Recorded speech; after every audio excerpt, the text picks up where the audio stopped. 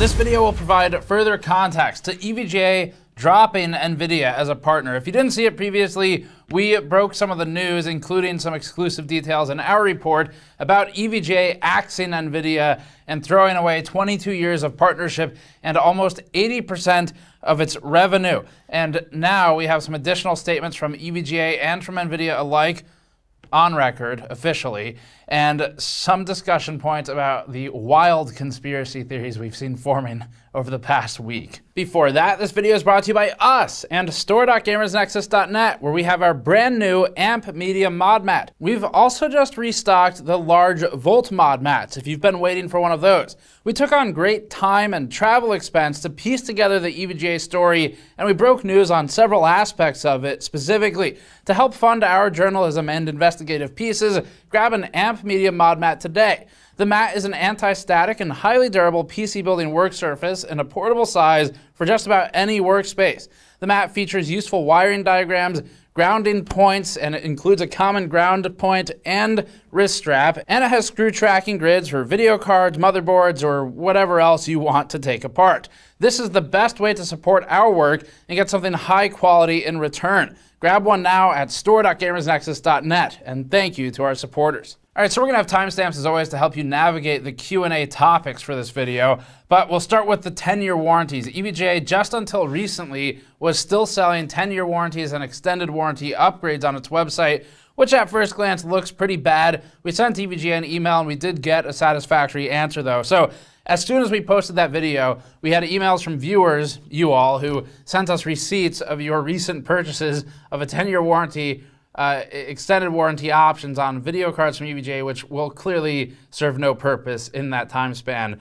And those warranties were also on sale at points in the last several months as well. So EVGA was aware of its impending closure of the video card side of the business, which is what makes the sale of those warranties look bad. However, keep in mind that basically only 3 people there knew about it, and they kept their mouths shut until they talked to us just about a week or 2 ago. So here's how that went down when we emailed EVGA to ask, what's the deal with these warranties? They said, update on this. We are working with customers directly on this and issuing refunds if purchased recently. We request any customers that have extended warranty contact us directly. You know, this is the right response, and it sort of jives with the ethos that EVGA was at least projecting in its meeting, where it's talking about being really principle first and customer first, and how they didn't want to water down their customer service or their product quality for sake of NVIDIA's margin.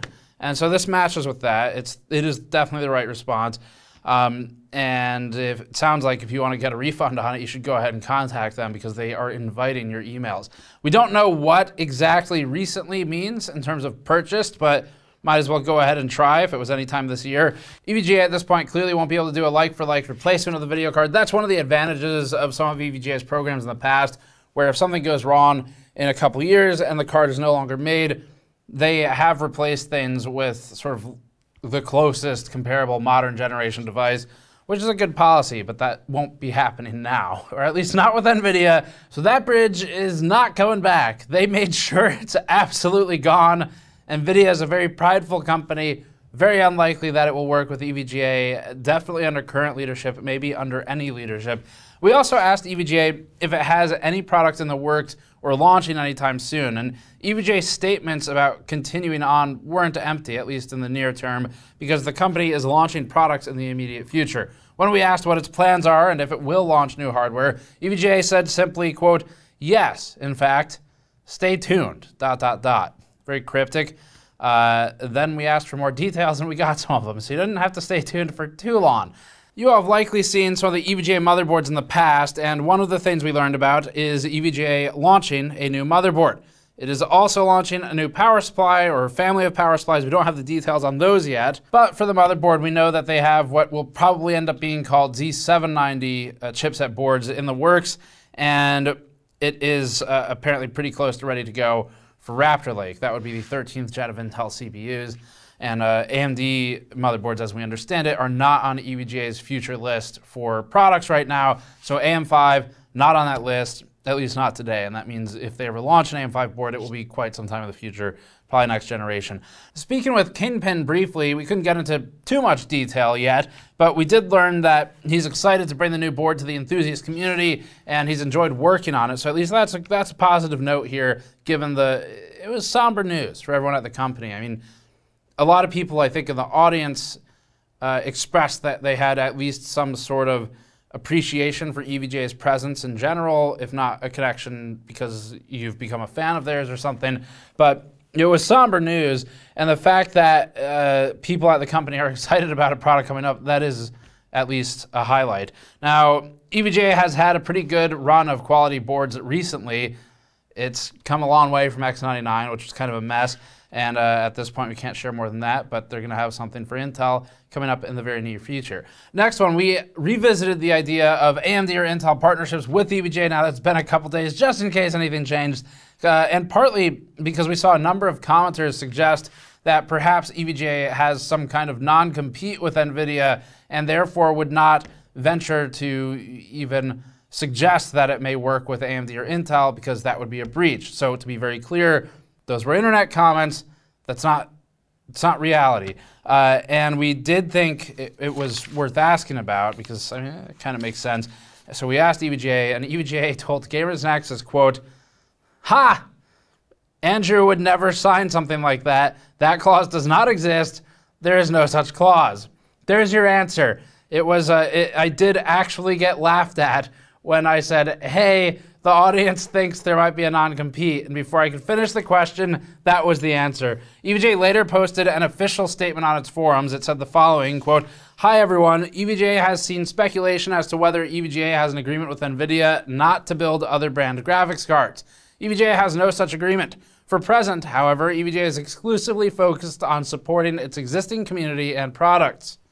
Note that they did not include "ha!" exclamation point in the response to the community on the forum. So I took that one for the team.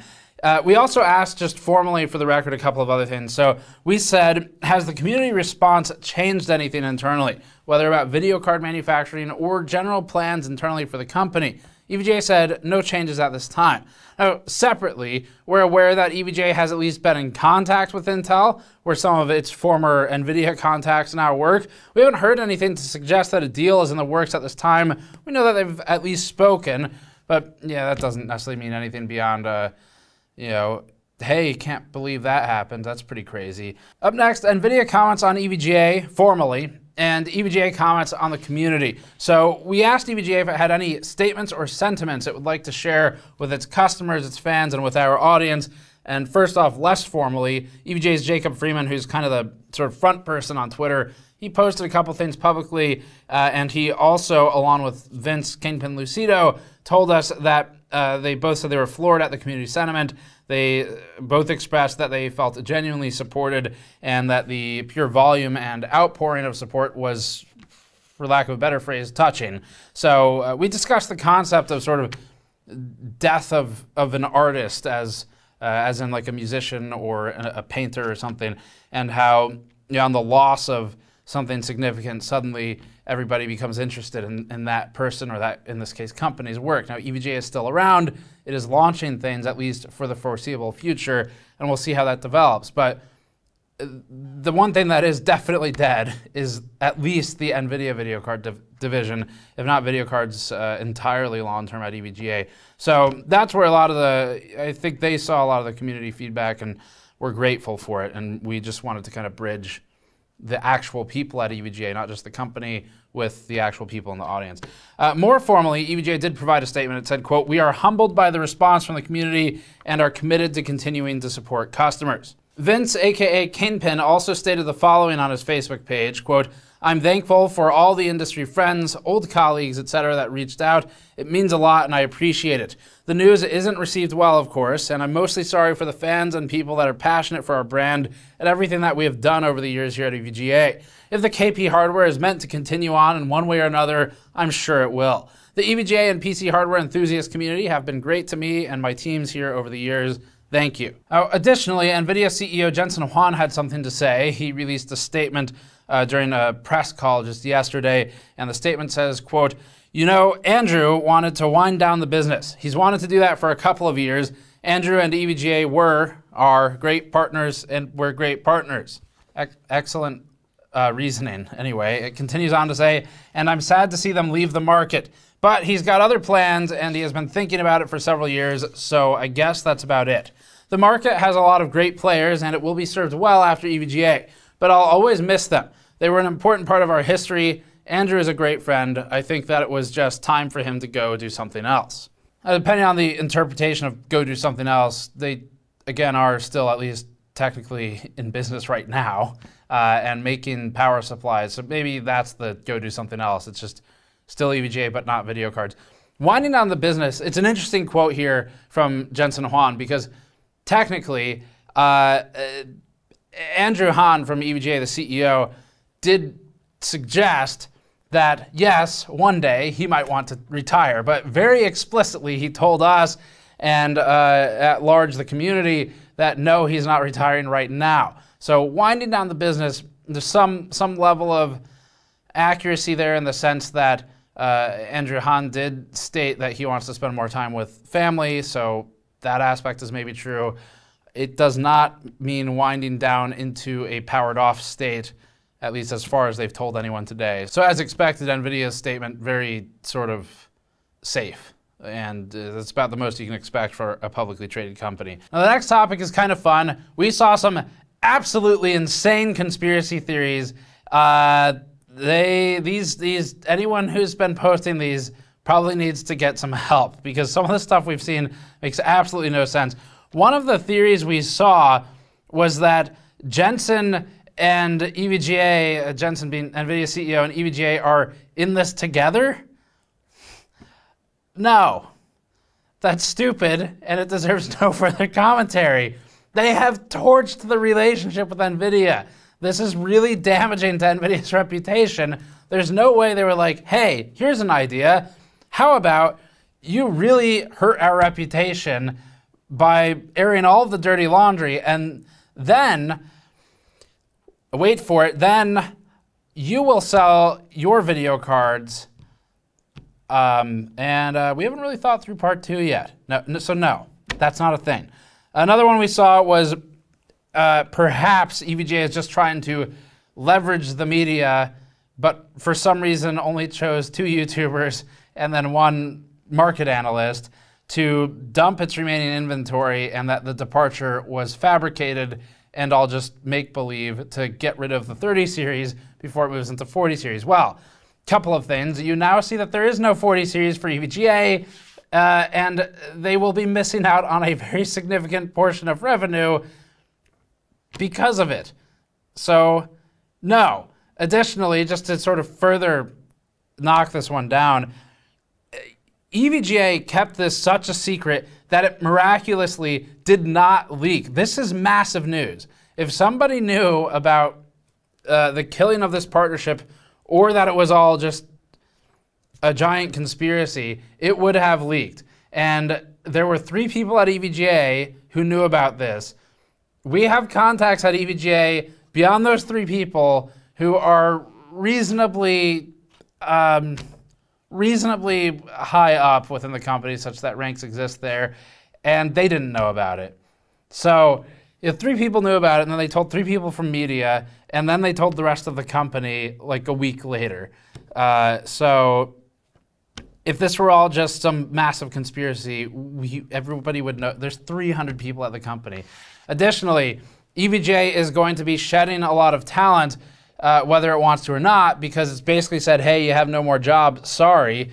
And you're losing talent for sake of, that causes permanent, years-long damage. So if this was all just some giant ruse to sell 30 series GPUs, and then they shed, let's say, 150 employees, about half, and then they're like, okay, we're ready to make the 50 series now, what do? You've lost all of the staff, and all of the talent, all of the engineering knowledge, and for what? Like to sell some 30 series cards? It will cost so much more to do that than to just, you know, like stick around if that were the plan. So this is a real departure from NVIDIA. So I don't know, the conspiracy theories are like, they're kind of in coping territory, and it's not really worth talking about them any further because they're insane. But very entertaining though, thank you. Now, next section is on Napkin math. So we were the source for the revenue split from EVGA, the power supply margin, and on initial publication, all that information came from us. We collected it directly from EVGA CEO Andrea Huang. So, as a reminder, the revenue split is 78% GPU approximately, 20% power supply approximately, and 2% everything else. And additionally, EVGA CEO told us, and we reported to you all, that power supplies are 300% higher margin for EVGA than video cards. Here's where we'd like to clarify something. So 300% higher for margin, that does not mean 300% plus some other percent. So this is really just clarifying math, not meant in a condescending way. Percent math is challenging if you haven't really had proper teaching on it. So, but just meant in a genuinely clarifying way to get rid of some of this confusion. If you have video cards that are on average 5% margin, which is about the margin for a video card, that is according to both John Petty Research and to EVGA and to other board partners we've spoken with over the years, you have 5% margin video card, and you have a power supply that is 300% higher. That is not 305%, that is 15%. So just to be clear on that, that's what that means. It doesn't mean that they are making multiples on their cost for the goods if it's 300% higher than 5%. So this is also interesting because really simple, dumb, sort of back of a napkin math, absolutely no other details at all. Let's play around with some numbers. So if, let's say you make a $100 gross revenue, you run a company, $100 gross revenue, and approximately 80% of your revenue is from one sector of the business at a margin of 5%. That means on your $80, you're profiting somewhere around $4. You have another section of your business that's about 20%, and on that one, you make 15% to 20% margin, and because it's 20% of your business, and you made $100 in the year, that is $20. On your $20, your profit is somewhere around $3. So you got $4 from 80% of your business profit, $3 from 20% of your business profit. This is exceptionally simple math. I am not factoring in any of the other aspects of the business except for the numbers that we have been given directly by EVGA because I don't want to make assumptions. But what I do want to do is point out that, interestingly, killing 80% of the business is a massive signal still because they've built their business on top of this revenue. So even though it's not all profit, they're still employing a lot of people. There's a lot of cost, real estate, literally real estate, partner relations, all these things that are bound up in that 80%. They're not making a lot of money on it, but they've still built the business on it. And if you're a company that wants to sell at some point, gross revenue matters, even if it's not super profitable, because they're looking at it like maybe we can make it more profitable. But the viewpoint of EVGA as a company that does not want to sell is very strict about who runs the company, not wanting to take on additional investors who are kind of like venture capitalists. For them, you could start to see why maybe they're like, we'd be willing to cut 50% of our profit, even though it's 80% of our revenue, to have an easier time, basically, to launch on our own schedule because to power supply, frankly, who cares? You know, you could launch any time of the year. It doesn't really matter. It probably helps to line up with a GPU, but you don't have NVIDIA on your back or AMD or Intel telling you, hey, it's time to launch now. You better make 16 landing pages for one product because we're not going to tell you the price until tomorrow. So kind of interesting to think about where if they double their power supply business as it was, then they're pretty close to the same profit. It doesn't change the fact that staffing's going to change. The whole company will be changed by this move. But it does tell you that the TAM, the total addressable market for power supplies, is far larger than for video cards because every computer needs a power supply, even if it just has an IGP in it.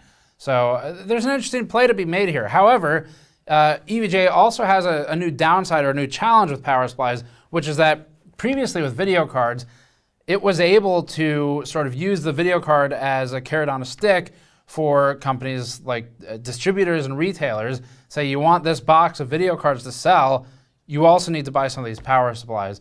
And losing some of that leverage will potentially reduce the volume a little bit.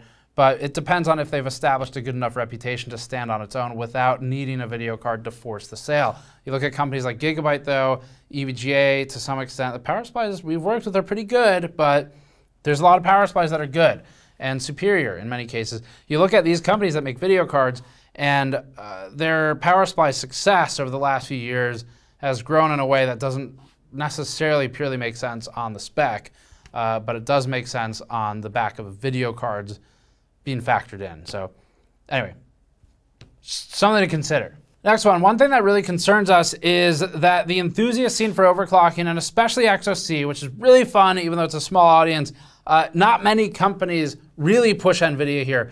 EVGA has gotten into arguments with NVIDIA for years over XOC and high-end video cards and fighting for higher quality cards, even if they are sort of quote-unquote pointless to the drop-in and use-it user, but they are fun and interesting for enthusiasts. So behind the scenes, EVGA was applying pressure to NVIDIA for fairly open and unlocked overclocking. And actually, EVGA acted as kind of a GPU smuggler for the press when we would get ourselves knocked off of distribution lists for video cards in the past. So the industry is losing that sort of smuggler for reviews as well. EVGA spent years working in secret to modify vBIOS or physically modify video cards. This was particularly when Tin was still at the company, and he worked along with EVGA's team to circumvent NVIDIA overclocking limitations. Remember that this wasn't necessarily affecting the sales for NVIDIA because the cooling requirements were too extreme to be reasonable in daily use, so it's not like it was supplanting some higher-end card. But it was more about allowing enthusiasts to have fun with their own devices they purchased however they personally wanted. Each generation, EVGA would innovate new bypasses, and then those would get locked down. A few years ago, we interviewed Tin on site in their lab, and we asked a question that we cut from the final video. The question was how Tin circumvented a particular limitation in the GPUs. And he noted that we couldn't share it because then NVIDIA would block them from doing it again in the future. In fact, we learned from former associates of EVGA and actually competitors, of all people, of EVGA, who I guess had some level of respect for them, at least individually, that after EVGA's Tin innovated hacks to unlock power limits and circumvent voltage and frequency throttles in vBIOS, NVIDIA moved the vBIOS development tools to the internet. It moved them to be actively online when modifying vBIOS so that the development environment could be logged in real time by NVIDIA, and they could monitor the vBIOS development in a way that would allow it to either leverage the R&D done by EVGA in the XOC lab to then use on its own products or distribute amongst the partners, and EVGA just had to sit there and take it, or lock it all down and make sure they can't do it again next generation, which is insane. The stories we collected from this, again, this isn't like all from EVGA, it's from everybody in the industry came out with a story over the past week, and we've been able to corroborate them and validate them and cross-check them, and it's a crazy level of control to exercise over a product. EVGA, and it's from NVIDIA, by the way. EVGA didn't only innovate XOC stuff with Kingpin and Tin, who can be independently and directly linked to many of the efforts, but also overclocking and board quality in general. EVGA constantly got into fights with NVIDIA about overclocking, particularly after losing their main point of contact, Tom Peterson, who is also a proponent of overclocking and now works at Intel and has been building overclocking into Arc, even though it's still new. Kingpin really fought for what he believed to be right for his product line and for his fans and for the XOC and enthusiast community, and you can respect that. And even though Galax is kind of there, and the other companies sort of come in and out with enthusiast cards, Asus, MSI, Gigabyte, these very large manufacturers that remain, they don't really try to innovate in the same way. These companies are much larger, especially Asus. They have tons of revenue streams, and video cards are just, especially enthusiast high-end video cards, more of a footnote, and they don't really care about it the same way. Hopefully that changes, but it's especially true for high-end cards where beyond the halo marketing effect of just having it, there was no real effort made to truly advance the enthusiast side, the board quality beyond what was strictly necessary to run it with an air cooler or maybe a water cooler. Galax is sort of there, but not quite in the same way. So that's going to be it for this one. We have a lot more notes here, actually. I'll split this up into another video as we collect more information, but we will be doing a follow-up and flying out to Taiwan at some point in the next couple months, hopefully around end of year. So definitely check back to that, but otherwise, we got plenty of news and reviews coming up in the next few weeks. Subscribe for all that. Go to store.gamersnexus.net to grab one of our brand new mod mats. Thank you for supporting our efforts to do this type of reporting. I love doing it. It is the most fun part of the job. And then, of course, benchmarking will keep us occupied the rest of the time. Thanks for watching. We'll see you all next time.